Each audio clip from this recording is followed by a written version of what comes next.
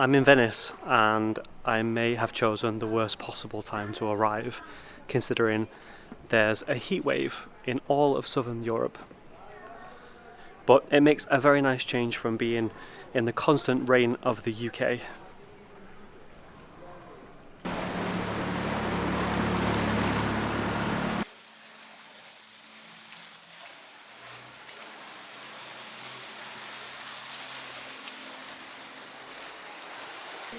Venice is not a very typical spot to come and spend a few days working.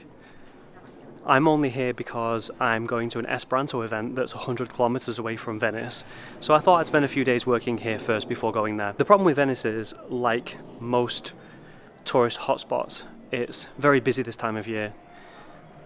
It's very expensive, so not usually the kind of destination you would... Strange. Not usually the kind of destination you would associate with a nomad destination. But I've been to Venice a few times now, and if you do your research and find places sort of quite far away from the central parts, especially for example here in Venice on the edge of the island, there's actually a lot of affordable places. And just today I found two great spots to work at with a nice remote worker vibe, and the place I'm actually staying at is brilliant. It really wasn't super expensive either, so I'm very happy about that. Alright, check this out. I really did not expect this apartment to be so nice when I stepped inside. And what I can't capture on camera is how cool this place is with the aircon, instantly reminding me of being back in the UK, even though I only left this morning. Nice, unnecessarily sized bedroom for just one person. My favourite part of this apartment has to be this outdoor patio area, which has now become my workspace.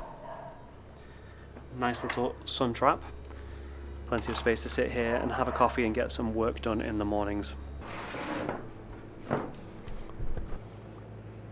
I don't know about you, but when I'm not spending time being creative, there's a good chance I'm spending that time thinking about being creative and how to improve that process. And this is not a new realization, and it's been said by other people before, but being in Venice is a nice reminder of how taking yourself out of your current environment, out of the things that are comfortable and out of your routine, and being in a place where you kind of have fewer plans.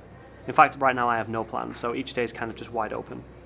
How that can really help just shift your mindset maybe a few percentage points. And it doesn't need to be more than that. Just 1 or 2% difference in the way that you think when you wake up in the morning could really make a surprising difference to your creativity and how you approach a problem on a given day, just generally how you feel.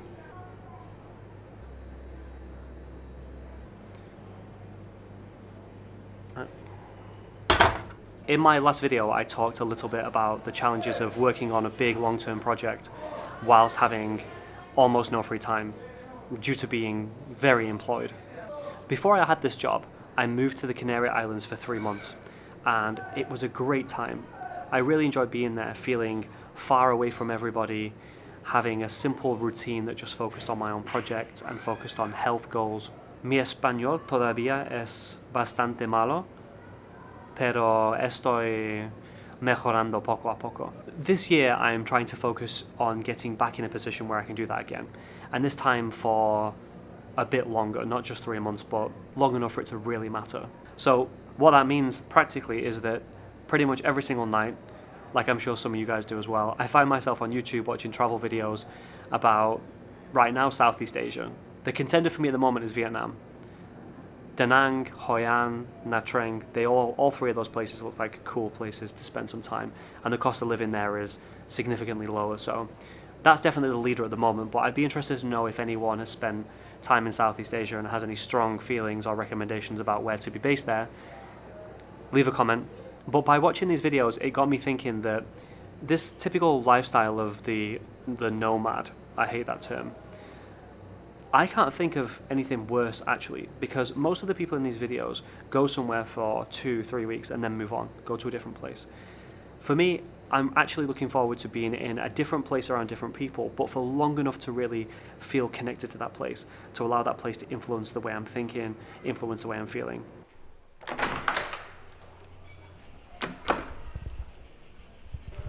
Good morning. It's hot again today. My plan for today is to find a gym. I need to make sure I get those minimum gym sessions in this week, and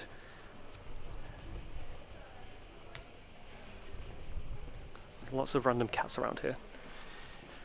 And then with the rest of the day, I'm going to carry on writing the next bit of content for Yak, which is Yak's first language book. I've got quite a bit more work to do with that before I can launch it, but I'm getting there bit by bit and that feels great. So I'm heading over now to the water bus. Here in Venice, when you want to get from one side of the island to the next, you have to get on a bus, except that the bus doesn't have wheels. It goes across the lagoon and it takes a lot longer. So I'm going over to the water bus stop now. I'll show you a bit of that, it's quite cool.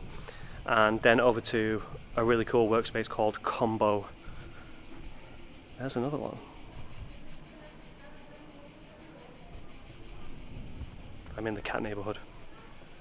So I'll show you a bit of Combo as well. Great place to work if you ever find yourself in Venice.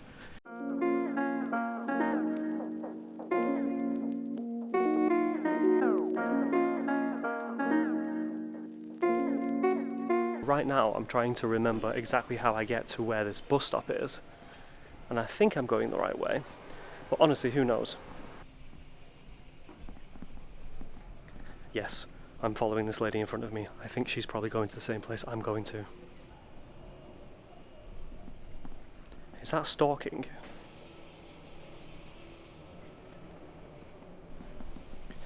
Honestly, still no idea where I'm going, but that feeling of being lost in a city is actually a really free feeling.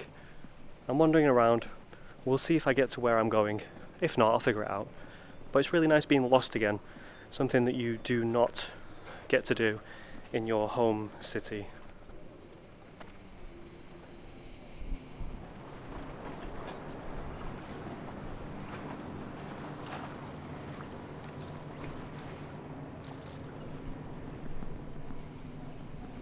I knew she was going to the same place as I was. Good call. Check this out, the bus stop itself is floating, so like a boat, if there's a few waves in the lagoon you can see it moving around. It feels weird when you stood inside.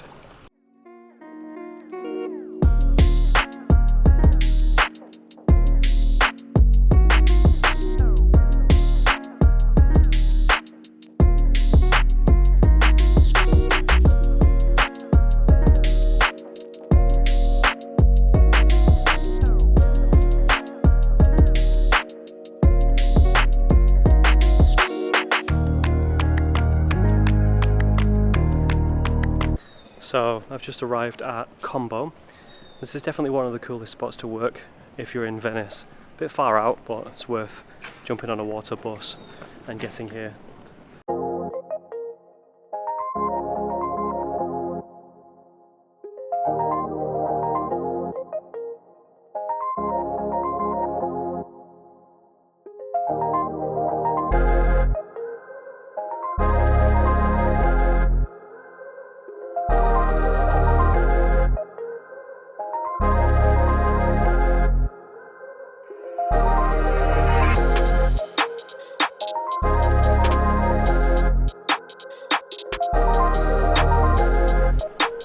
That was a good little work session.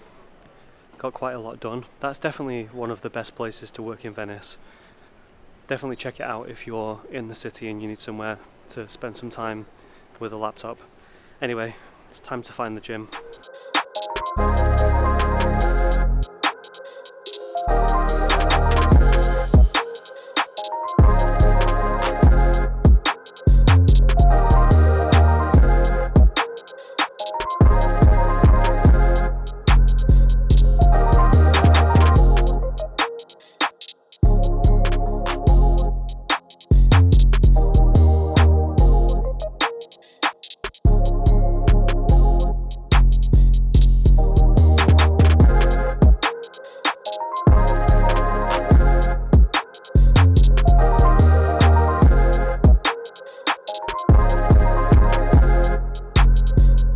Great little session there. Found a nice old school bodybuilding gym in Venice. Wasn't too busy. lots of old rusty equipment. Some of the dumbbells I didn't even know how heavy they were, so yeah, had a great session. It's really nice to keep some of my home routine, especially the things that are very important, like my gym schedule. It's good to keep those things while traveling. Make sure they don't slip just because I'm in a different place, no excuse. It's always nice to try out a new gym. Every gym has a very different vibe, so that one was pretty good. I think I'll go back there tomorrow. Time to get back on the bus home, the bus with no wheels.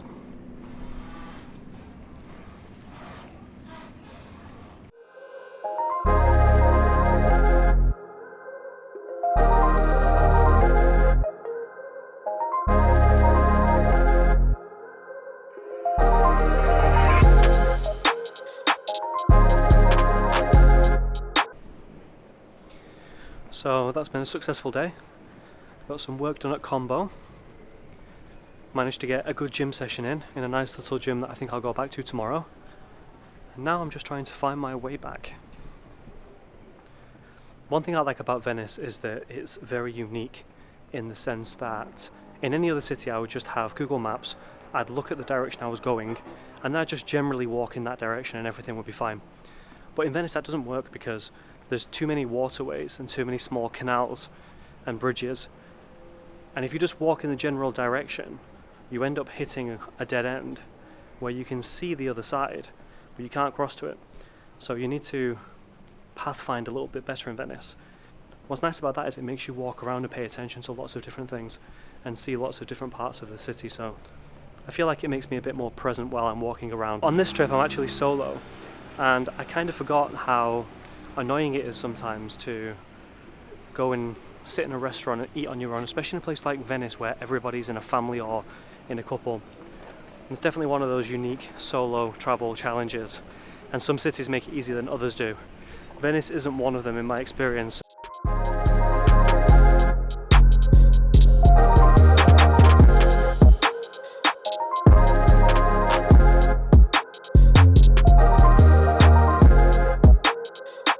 So I hope this video gave you a different side of Venice and maybe even convince you that if you're passing through this area with a few days to kill, that it's not the worst place to sit and do a few days of work, especially not if you base yourself on the other side of the island where things are a bit cheaper and there are far fewer people.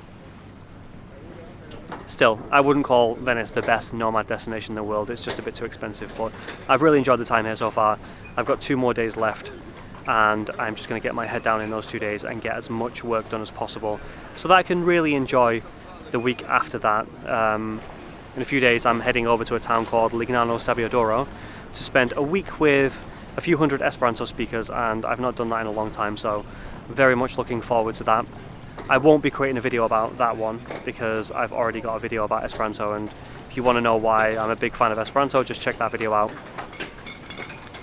Hope this video was helpful, and I will catch you in the next one.